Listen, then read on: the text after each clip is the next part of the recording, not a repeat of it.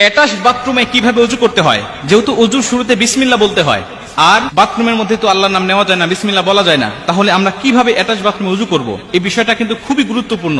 আল্লাহ রাসূল সাল্লাল্লাহু আলাইহি ওয়াসাল্লামের হাদিস থেকে আমরা এই বিষয়টাকে আজকে পরিষ্কার হব ইনশাআল্লাহ। আমি কয়েকটা পদ্ধতি আপনাদেরকে শেখাবো, এর মধ্যে যে পদ্ধতিটা আপনাদের ভালো হয় আপনারা সেইভাবে ওযু করবেন, ইনশাআল্লাহ আপনার ওযু হয়ে যাবে। কারণ আল্লাহ রাসূল বলছেন, ইবনে মাজাহ শরীফের হাদিসের মধ্যে আসছে, যেই ব্যক্তি ওযুর শুরুতে বিসমিল্লাহ বলে না তার ওযুই হয় না। মুহাদ্দিসরা হাদিসটাকে গবেষণা করে বলেন যে আল্লাহ রাসূল ওযু হয় না বলতে বুঝিয়েছেন ওযুটা পরিপূর্ণ হয় না। এখন ওযু হয় না অথবা পরিপূর্ণ হয় না, দুটা কথা একই। আমার যদি ওযু না হয় তাহলে আল্লাহ পাকের দরবারে আমরা যে নামাজ আদায় করছি প্রত্যেকটা দিন, আমাদের নামাজও হবে না। ওযু না হলে নামাজ হয় না। এর জন্য ওযুটাকে কমপ্লিট করতে হবে, ওযুটাকে পরিপূর্ণ করতে হবে। এখন এই ওযুটাকে কিভাবে পরিপূর্ণ করব? কারণ আমাদের অনেকের বাসায় অ্যাটাচ বাথরুম আছে, নিজের বাসায় না থাকলে আত্মীয়দের বাসায় গেলে অ্যাটাচ বাথরুমে ওযু করতে হয়, বা অফিস আদালতে গেলে অ্যাটাচ বাথরুমে ওযু করতে হয়, হোটেলে গেলে কোথাও ঘুরতে গেলে আমাদের অ্যাটাচ বাথরুমে ওযু করতে হয়। তাহলে এই মাসআলাটা আমাদের সকলে জানতে হবে।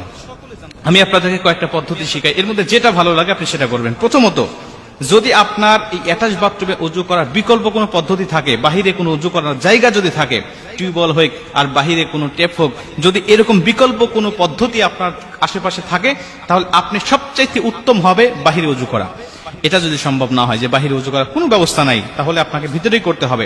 এবং ভিতরে করার আগে আরেকটা পদ্ধতি আছে, সেটা হলো, যদি দেখবেন যে সাধারণত ওযুখানার পাশে বা টয়লেটের পাশে সাধারণত বাড়িতে এখন বেসিং থাকে, এই বেসিং এ আপনি বিসমিল্লাহ সহ ওযুটাকে শুরু করবেন। কারণ বেসিং এ তো আর পা ধোয়া যায় না, আপনি বিসমিল্লাহ বলে ওযুটাকে শুরু করলেন, হাত মুখ ধুলেন, আপনি মাথা মাসে করা পর্যন্ত সবকিছু করলেন, পা ধোয়া সিস্টেম নাই। যদিও এখন দেখলাম কয়েকদিন আগে একটা ভিডিওতে যে পা ধোয়া সহ ওযু করার জন্য আলাদা বেসিং বের হয়েছে, এটা বাংলাদেশে অ্যাভেলেবল কিনা আমি জানি না। তো আমাদের সাধারণত নর্মাল যে বেসিং গুলো থাকে, এটাতে আপনি ওযু শুরু করলেন, শুরু করার পরে শুধু পা ধোয়াটা বাকি রেখে আপনি টয়লেটে গিয়ে পাটা ধরলেন, এটাও অনেক উত্তম হবে, এটা আপনার জন্য অনেক ভালো হবে।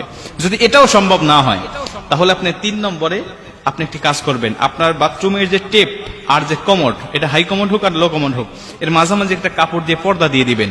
তাহলে কোনো ইখতিলাফ থাকবে না, এর মধ্যে কোনো সন্দেহ থাকবে না, আপনি এই সন্দেহ মুক্তভাবে ওযু করতে পারবেন। যদি পর্দা দেওয়া সম্ভব না হয়, কোনোটাই আপনার সম্ভব হচ্ছে না, বাহিরে ওযু করা সম্ভব হচ্ছে না, বেসিং থেকে শুরু করা সম্ভব হচ্ছে না, পর্দা দেওয়া সম্ভব হচ্ছে না, তাহলে আপনি একটি কাজ করবেন, সেটা হলো অবশ্যই বাথরুমে ঢোকার সময় তো আপনি একটি দোয়া পাঠ করতেছেন, আল্লাহুম্মা ইন্নী আউযু বিকা মিনাল খুবুসি ওয়াল খাবাইস। এই দোয়াটা আপনি পাঠ করে তো ভিতরে প্রবেশ করতেছেন। এই দোয়াটা পাঠ করার সময় অবশ্যই আল্লাহর নাম নিয়ে আপনি ঢুকেছেন।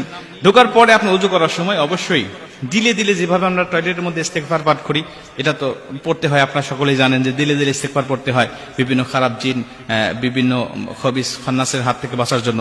ওইভাবে দিলে দিলে আপনি ওযু শুরুতে আপনি বিসমিল্লাহ পাঠ করবেন, মুখে উচ্চারণ করে নয়, দিলে দিলে।